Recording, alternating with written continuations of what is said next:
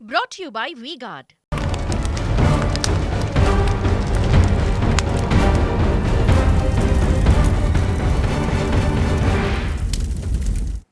నమస్తే, welcome to burning topic. అప్పుడు ఛాయ్ వాలా అవతారం ఎత్తి బిగ్ మ్యాన్ గా ఎలివేట్ అయ్యారు మోదీ.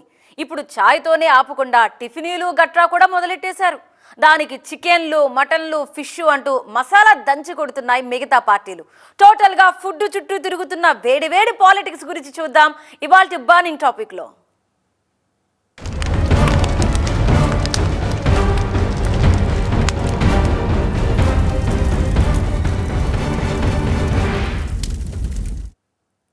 వెతికి పట్టుకోవాలి గాని దేశంలో 1,00,000 సమస్యలు.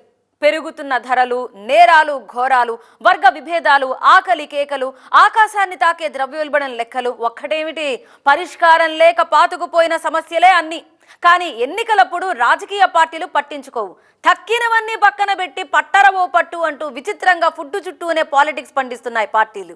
ఆహారపు అలవాట్లనే ప్రచారాస్త్రాలుగా మార్చుకొని ఎవరికి వాళ్ళు పోల్ స్ట్రాటజీలు అల్లుకుంటూ జనం మధ్య ఆ విధంగా మంటలు పుట్టిస్తూ ఓట్ల కోసం జోలె పడుతున్నారు అగ్రనేతలు. సరిగ్గా 10 ఏళ్ల కిందట ఛాయ్ వాలా అవతారమెత్తి టీ కప్పులతో సిప్ చేస్తూ ఛాయ్ పే చర్చ పేరుతో మోదీ ఇచ్చిన ఫోటోషూట్ 2014 సార్వత్రిక ఎన్నికలపై పెను ప్రభావమే చూపించింది. ఆమ్ ఆద్మీలను ఇలా కూడా ఆకట్టుకోవచ్చా, సామాన్య ఓటరు గుండెను అలా కూడా టచ్ చేయొచ్చా అని జ్ఞానోదయాలయ్యాయి అందరికీ. అది మొదలు ఫుడ్ హ్యాబిట్స్ మీద పాలిటిక్స్ చేయడం, పబ్లిక్ పల్స్ ని పట్టేయడం ఒక స్ట్రాటజీగా మారిపోయింది. ప్రత్యర్థిని ఇరుకును పెట్టడానికి ఫుడ్ సెంటిమెంట్ ను ప్రయోగించడం అనేది నయా పొలిటికల్ జిమ్మిక్. మోదీ అయితే దాన్నొక ట్రెడిషన్ గా కంటిన్యూ చేస్తున్నారు. అందులో భాగమే ఈ upma statement. South Indian dishes లో తనకు బాగా నచ్చింది ఉప్మా అని, పొంగల్ పెట్టినా లాగించేస్తానని ఒక ఇంటర్వ్యూలో చెప్పారు ప్రధాని మోదీ. తమిళనాట అన్నామలై లీడర్షిప్ లో జనంలో దూసుకుపోతున్న బీజేపీకి మోదీ ఇచ్చిన ఉప్మా స్టేట్మెంట్ మంచి బూస్ట్ డబ్బాలా మారింది. దక్షిణాది ప్రజానికల్లో ఎక్కువ మంది తరచూ చేసుకు తినేది ఉప్మా, పొంగలే కనుక వాటితో పాటు మోదీ కూడా మనోడే అంటూ ఓన్ చేసుకుంటారని సంబరపడిపోతోంది తమిళ బీజేపీ. 5 ఏళ్లలో పర్సనల్ ఇంటర్వ్యూలు ఇవ్వడమే మానేసిన మోదీ ఎన్నికల సీజన్లో తొలి ఇంటర్వ్యూని తమిళ వాళ్లకి ఎందుకు ఇచ్చినట్టు? అక్కడ సౌత్ ఇండియన్ ఫుడ్ సెంటిమెంట్లను అదే పనిగా ఎందుకు గుర్తు చేసినట్టు అనేవి అడగకూడని ప్రశ్నలు. కట్ చేస్తే ఇప్పుడు బీహార్లో మొలకెత్తిన తేజస్వి యాదవ్ చేపల పులుసు ఎపిసోడ్ 2024 సార్వత్రిక ఎన్నికల్ని యమ్మా స్పైసీగా మార్చబోతోంది. కారులో కూర్చొని స్నేహితులతో కలిసి ఆబగా చేపల పులుసు లాగించిన ఆర్జేడీ నేత తేజస్వి యాదవ్ అక్కడితో ఆగకుండా ఆ వీడియోను నెట్లో పెట్టించారు. దాన్ని గబుక్కున లాక్కొని వెజ్ వర్సెస్ నాన్ వెజ్ అంటూ కొత్త కోణాన్ని ఆవిష్కరించి కౌంటర్లతో కుళ్లబొడుస్తోంది కమలం పార్టీ. ఉత్తర భారతంలో చైత్ర నవరాత్రులకి, మనకి వసంత నవరాత్రులకి ఎంతటి ప్రాధాన్యత దక్షిణ భారతదేశంలో ఉందో అంతకంటే ఎక్కువ ప్రాధాన్యత ఈ చైత్ర నవరాత్రులకి చాలా ఇవ్వడం జరిగింది. ఉత్తర భారతంలో ఈ నవరాత్రుల సమయంలో ఎలాంటి మాంసాహారం వంటివి స్వీకరించకపోవడం, ఈ నవరాత్రుల్లో ఎలాంటి విశేషంగా ఉదయ సమయంలో సూర్యోదయం నుంచి సూర్యాస్తమయ్యేంత వరకు కూడా ఉపవాసం చేయడం, ఎలాంటి ఆహారం వంటివి తీసుకోకుండా ఉండడం ఉత్తర భారతంలో పాటించేటువంటి ప్రత్యేక నియమాలు. నవరాత్రుల్లో నాన్ వెజ్ తినేవాళ్లది మొఘల్స్ మైండ్ సెట్ అంటూ వెజిటేరియన్ల వైపు కన్ను గీటేశారు మోదీ. తేజస్వి ఫిష్ డిష్ కు ప్రతిగా తాను ఉప్మా తింటోన్న ఇమేజ్ ఒకటి షేర్ చేసి నెటిజన్లను అప్రమత్తం చేశారు. 4 ఏళ్ల కిందట ఢిల్లీలో ఇండియా గేట్ దగ్గర హునాట్ హట్ అనే గుడిసె రెస్టారెంట్కి వెళ్లినప్పుడు నులక మంచం మీద కూర్చొని పొంగల్, వడ లాంటి ఫలహారం తీసుకుంటున్నప్పటి ఫోటో ఇది. హోటల్స్ లో భోజనానికి ముందు స్టార్టర్స్ సర్వ్ చేస్తారు. ఇప్పటిదాకా మేమిచ్చింది స్టార్టర్లే, ఫుల్ మీల్స్ ముందుంది కాచుకోండి అంటూ సవాల్ కూడా చేశారు మోదీ. అయ్యో, ఒక్క చేపల కూర ఎంత పని చేసింది అని ఆనక్క నాలిక ఖర్చుకున్న తేజస్వి యాదవ్ ఇది నవరాత్రులకు ముందు తీసిన వీడియో. నవరాత్రుల్లో వెజ్ ముట్టడం అరిష్టం, అది మాకు తెలుసంటూ డ్యామేజ్ కంట్రోల్లోకి దిగాల్సొచ్చింది. అప్పుడెప్పుడో ఇదే బీహార్లో లాలూ పాడిన ఆలూ పాట ఇప్పుడు రీసౌండ్ ఇస్తోంది. సమోసాలో ఆలూ ఉన్నంత వరకు బీహార్లో లాలూ ఉంటాడు, ఉండి తీరతాడు అంటూ తన ఉనికిని దెబ్బతీసే శక్తి మీకు లేదని శత్రు పార్టీలకు సవాల్ చేశారు లాలూ ప్రసాద్ యాదవ్.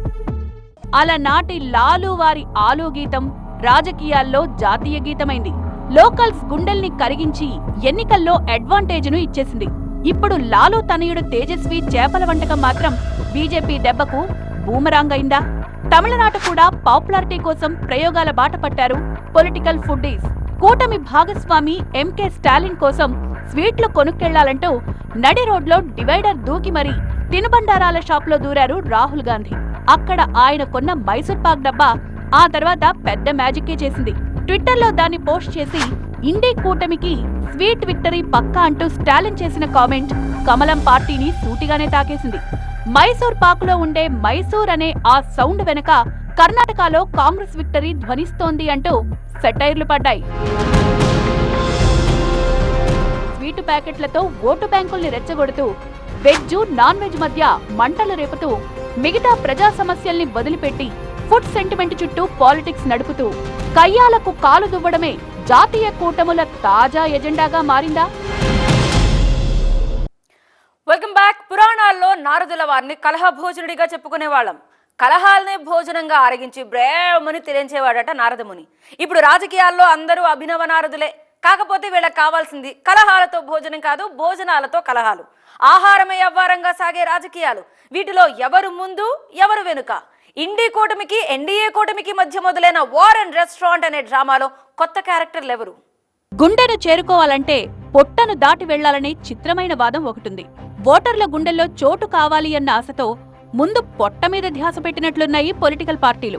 గుండె ముందా పొట్ట ముందా అనే హైపోథెటికల్ క్వశ్చన్లు ఇప్పుడొద్దుగాని రాజకీయాల్ని ఫుడ్ హ్యాబిట్స్ చుట్టూ తిప్పడం అలవాటైపోయింది మనోళ్లకు. బాలీవుడ్ లో క్వీన్ ఆఫ్ కాంట్రవర్సీగా పేరున్న కంగనా రనౌత్ కూడా వెజ్ నాన్ వెజ్ గొడవకు దొరికిపోయారు. లేటెస్ట్ గా బీజేపీలో చేరి ఎంపీగా పోటీ చేస్తోన్న గంగనా గతాన్ని తవ్వితీసి ఆమెకిష్టమైన ఆహారం గొడ్డు మాంసం అంటూ రుజువులతో సహా ఎండగట్టబోయింది కాంగ్రెస్ పార్టీ. కానీ అదంతా ఒట్టి ట్రాష్ అంటూ తిప్పికొట్టిందామె. హిమాచల్ ప్రదేశ్ లో ఎంపీ అభ్యర్థిగా పోటీ చేస్తోన్న కంగనా తాను మాంసాహారినన్న ప్రచారాన్ని తిప్పికొట్టేశారు. పప్పు బ్యాచ్ కి సంజాయిషి ఇచ్చుకోవాల్సిన అవసరమూ లేదన్నారు. लेकिन हमारे यहाँ में भी एक छोटा पप्पू है, वो कहता है कि मैं गौ मांस खाती हूँ और उसके पास एक वीडियो है, तो वो वीडियो दिखाता क्यों नहीं है? उसके पास कोई तो इस चीज का प्रमाण होगा कि उसने मुझे गौ मांस खाते हुए कहाँ देखा।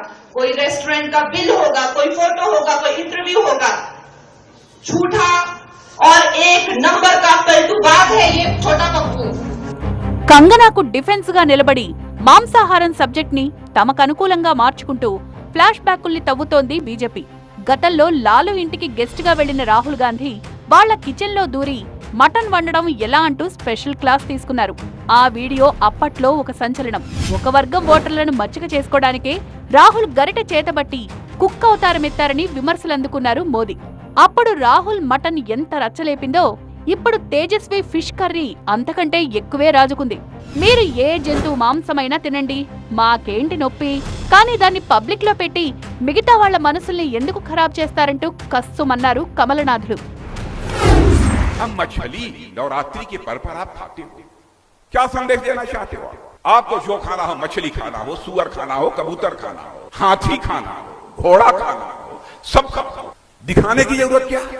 बहनों भाइयों, केवल वोट के चक्कर में तुष्टीकरण की राजनीति से कहते हैं कई खास मजहब के लोग इसके कारण हमसे खुश हो जाएंगे, वोट दे देंगे.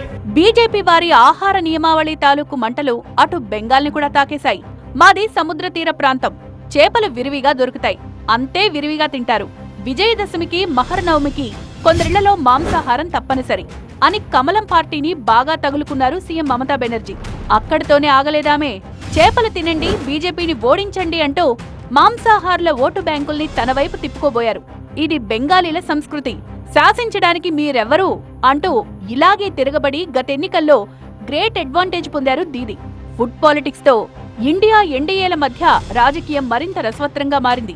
మాంసాహార వినియోగాన్ని వ్యతిరేకించడం ద్వారా ఏ కూటమికి లాభం, ఏ కూటమికి నష్టం, యాంటీ హిందూ ఓటు బ్యాంకులు ఎంత మేరకు ప్రభావితం అవుతాయి? అయినా కూటముల మధ్య ఈ క్రిమి భోజనం సీన్లకు ఫుల్ స్టాప్ పడేదెప్పుడు? సభ్య సమాజానికి వీళ్లంతా ఇవ్వదలుచుకున్న మెసేజ్ ఏంటి? అంటూ జనం ఈసడించుకునేదాకా వెళ్ళింది వ్యవహారం. वेज खाए या नॉन वेज खाए, लेकिन इन लोगों की मंशा दूसरी होती है.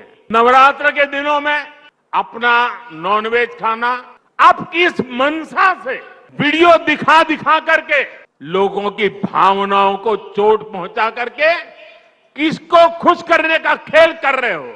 ఎన్నికల ప్రచారంలో భాగంగా సభలు, ర్యాలీలంటూ రొటీన్ గా కాకుండా కొత్త కొత్త స్టంట్లు పుట్టుకురావడం ఎప్పుడో మొదలైంది. అడపాదడపా పేదింటి గుడిసెల్లోనో, మధ్యతరగతి ఇళ్లలోనో సడన్ ఎంట్రీ ఇచ్చి వాళ్లతో కలిసి పంక్తి భోజనం చేయడం, రోటీలు నమలడం ఇలాంటివి మాత్రమే ఇన్నాళ్లు చూసాం. తర్వాత ట్రెండ్ పూర్తిగా మారింది. ఫుడ్ హ్యాబిట్స్ తో గేమ్స్ ఆడడం మొదలైంది. హైదరాబాద్ కు వచ్చిన ప్రతిసారి ఇక్కడి బిర్యానీ తిని వావ్ అంటూ మంచి రేటింగ్ ఇచ్చి వెళ్లడం కూడా అటువంటిదే. ఉప్మా, పొంగలి ఇష్టంగా తింటానంటూ సగటు గుజరాతీగా మోదీ మాటల మాయాజాలము అటువంటిదే. ఇలా కూడా ఆయా ప్రాంతాల్లో సెంటిమెంట్లను స్పృశించి అనుకూల వర్గాల్ని మచ్చిక చేసుకుని వ్యతిరేక వర్గాల్ని రెచ్చగొట్టి ఎలక్టోరల్ బెనిఫిట్ పొందడం అనేది పొలిటికల్ సర్కిల్స్ లో నడుస్తూ వస్తోన్న నయా ట్రెండ్. तुम कहा तुम्हारा खानदान कहा, आज भी तुम्हारे सूरत को बिरयानी पकाने आता क्या? आज भी तुम लोग बिरयानी पकाए, आज भी आंध्र का बिरयानी खाए तो गोबर खाए जैसा रहता. రాయలసీమకు పోయినప్పుడు కల్వకుంట్ల చంద్రశేఖరరావు గారు, ఈనాటి మంత్రి శ్రీమతి రోజా గారు పెట్టిన రాగి సంకటి రొయ్యల పులుసు తిని రాయలసీమను రతలాలసీమం చేస్తా అని చెప్పి మాట ఇచ్చి బేసిన్లు లేవు, బేసిజాలు లేవు, మీరు కొట్టుకపోండి అన్నాడు. పెద్ద పెద్ద పుస్తకాల్లో రాసుకున్న మేనిఫెస్టోల కంటే, ఇస్తామన్న డజన్ల కొద్దీ ఉచిత హామీల కంటే ఇలా ఇన్స్టెంట్ గా బ్రేక్ అయ్యే సున్నితమైన సెంటిమెంట్లే ఎన్నికల్లో వర్కౌట్ అవుతున్నట్లున్నాయి. అందుకే తక్కినవన్నీ పక్కన పెట్టి పట్టరా ఓ పట్టు అంటూ సీరియస్ గా ఫుడ్ పాలిటిక్స్ మీదే ఫోకస్ పెట్టారు. రాజకీయాల్లో ఆహారమే ఒక యవ్వారంగా మారిపోయిందా? మేమీ పొలిటికల్ యావల కోసం వెజ్, నాన్ వెజ్ అంటూ జనంలో విభజన రేఖలు పుట్టాలా? ఇండియా అంటే భిన్నత్వంలో ఏకత్వం అని తెలీదా? ఎవరి జీవ చాపల్యాలు వాళ్లవన్న ఇంగితాలు ఏమయ్యాయి? ఇవన్నీ పొలిటికల్ పార్టీల్ని పొడుస్తోన్న ప్రశ్నలు. కానీ పొలిటికల్ గ్రౌండ్ పై ఫుట్బాల్ గేమ్ ఇస్తోన్న మజా అయితే నెక్స్ట్ లెవెల్. ఎంజాయ్ చేసినోడికి చేసినంత.